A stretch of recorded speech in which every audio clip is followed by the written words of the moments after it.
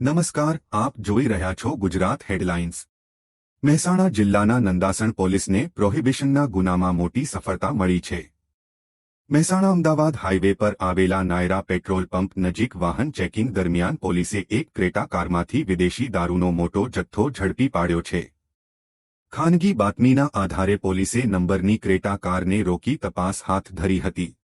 તપાસ દરમિયાન કારમાંથી વિવિધ બ્રાન્ડની ભારતીય બનાવટના વિદેશી દારૂની કુલ 2052 બોટલો મળી આવી હતી। પોલીસે દારૂનો જથ્થો, ક્રેટા કાર તેમજ 2 મોબાઈલ ફોન સહિત કુલ 16,71,152 રૂપિયાનો મુદ્દામાલ જપ્ત કર્યો છે।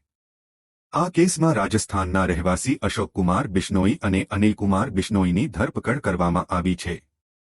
નંદાસણ પોલીસ દ્વારા વધુ તપાસ હાથ ધરવામાં આવી રહી છે કે દારૂનો આ જથ્થો ક્યાંથી લાવવામાં આવ્યો હતો અને કોને પહોંચાડવાનો હતો।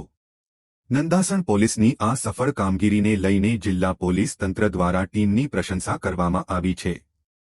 રિપોર્ટર ભાવિન ભાવસાર, મહેસાણા। ગુજરાત હેડલાઇન્સ।